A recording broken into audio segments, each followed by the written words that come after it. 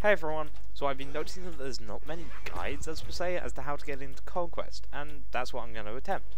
This video is going to be about how to go from playing the other game modes into the dreaded Conquest, and each one will be based around a general concept, with these first few videos based around the roles in SMITE Conquest mode.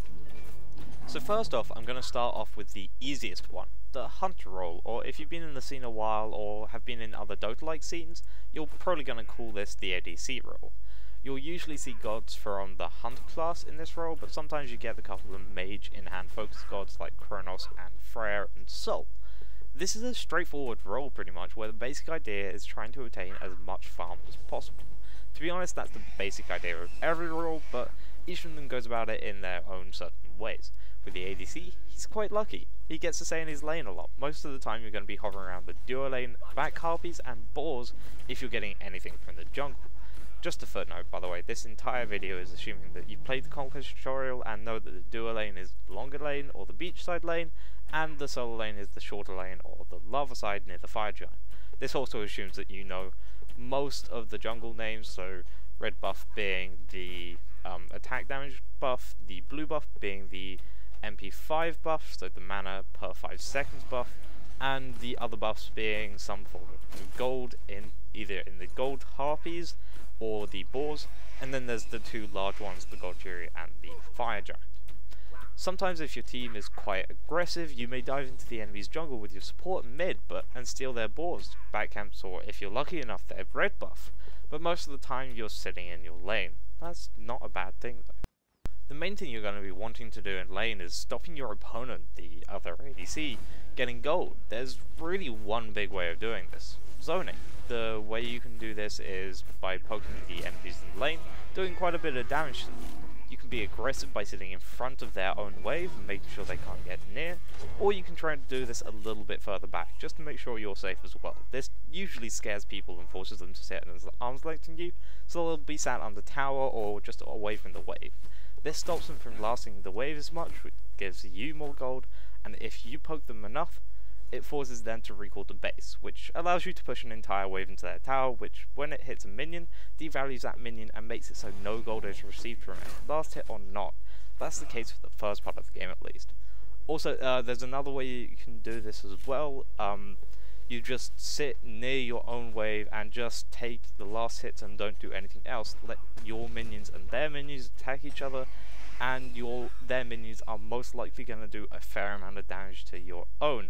That will mean that the enemy ADC, while they're out of lane or not near enough to get this gold and XP, your own minions are going to die, and that means that's going to lose them gold. Again, it's sort of like the zoning, but just in a slightly different way as well.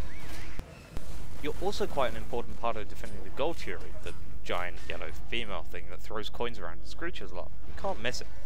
As you're closest to the gold fury, you can also be paying attention for when a team wants to start a fight for it. One of the most important things that happens is the enemy ADC leaves the lane. I know, right? It's like an introvert gone out of the house, and you need to find out why. Quite often that's because he's about to help in a team fight and take out one of the remaining three. I'll get to them in a later video. If they go down, that means the gold fury is about to be started soon, so you need to get together with your team and try to win the fight about to break out. Otherwise you'll have to deal with the wrath of the solo laner, and you do not want that.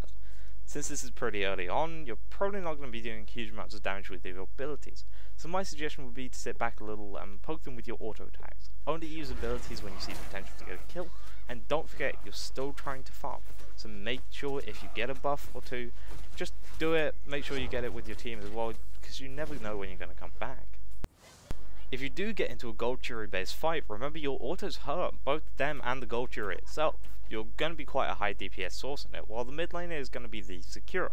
Or if you're Irons, you're going to be the securer, you're just going to wait for the enemy team to do most of it. If the enemy team is approaching, you turning and focusing on them is probably a benefit, certainly at this stage of the game where the kills will be quite important. If the gold fury is low, you should try and focus on it, get it low enough in the mid lane just to finish it off and secure it, but also try and make sure that the enemy mid laner doesn't. Blocking some damage may be a little bit worth it, especially if you get a gold fury and escape. Again, big point here, the gold fury is not a necessity, this is just something that might happen. You don't see it too often, but again, just keep in mind that this is a possibility. So if you made it this far, you've also officially hit the mid game. This is when you start to see the aggressive pushes in lane to secure the first mountain towers, or the tier 1 towers. You should probably look to group up with your team a little bit more than normal, but still keep in mind, you've got a whole lane waiting for you back at home. You still need leveling up, so you should probably be there a little more. You're going to have a lot more fights around the tier 1 towers rather than in the jungle now, and you're going to see a lot more players diving into the towers to try and get killed. You don't particularly want to do this yourself much, as you won't have insane amounts of health. And if anyone catches you taking damage from a tower, you're probably going to have a very hard time trying to get out. If your teammates are around, try and get them to tank him a little bit more, but don't leave the mid and jungle alone. Probably you want the support and solo laner trying to tank the towers, if anything. You'll probably have lifesteal by now, so you shouldn't be too scared of enemies, as if you do take damage you can heal up at least a little bit. As for the actual fights though, similar to before, so still be a little bit passive, but don't be as babyish. You can use abilities to try and catch people, poke them down and force them away from the towers, or even your own. You can take a couple of hits, but always have a camp or wave nearby to lifesteal off it, and just go with your team if they go in. Try not to be on your own, as that can usually mean you're dead. You'll potentially start to see a lot more Gold Fury fights now, and they'll be getting a little bit more hectic. Again, deciding as to whether your team has enough damage to burst it, or it'd be better to bait people into walking into your team, that's entirely up to you and how each game goes and feels. You'll see a couple of telltale signs though. If they're getting aggressive, be prepared to back off and fully focus the team, but if they're quite passive, that's probably because they're waiting for something, like their soul lane to come rotate in. So you're about to get in big trouble and you may want to back off here, or get ready to attack. Also, if your mid laner has a huge AoE damaging ultimate, such as Isis, Ra, Scylla, Poseidon, anyone like that, burst is going to be fantastic, as they won't really want to get as close to the Gold Fury as normal, so you have a little bit better of a chance to get it.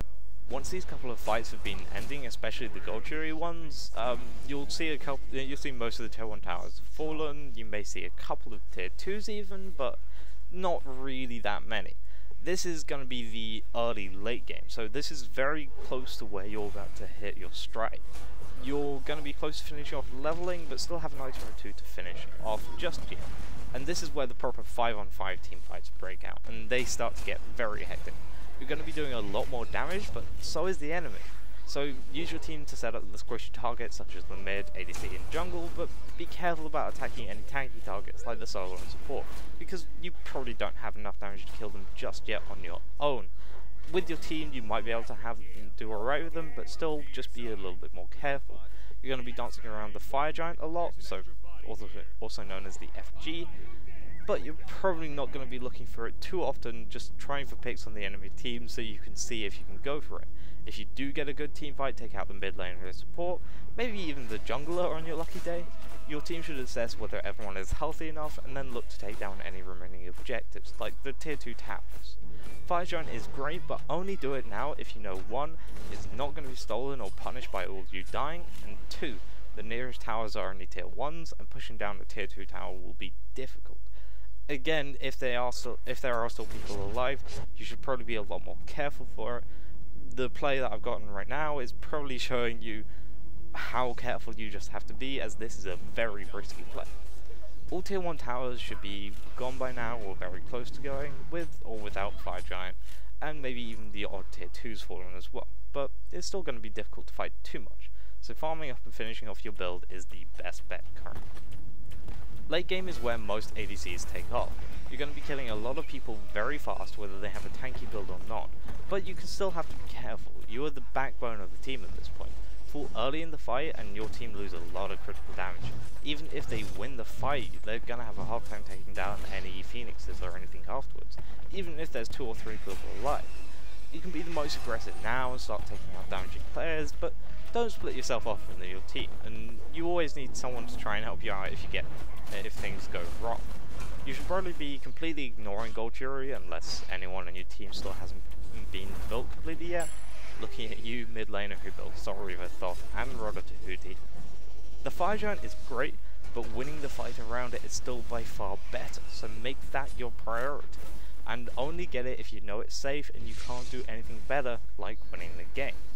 Once you're here, slowly win fights, push down objectives, break their Phoenix line, and wait until you get 3 or 4 kills in a team fight, then jump into the base, focus the Titan, and as long as you have about 3 or 4 players alive on your own team, you should win the game.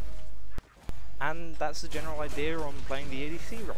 As long as you know the measures, you can dive in and out with your team at your back helping you. The ADC can become a great part of the team, doing large amounts of damage and objective pressure. Definitely a great starting role if you're just getting into SMITE.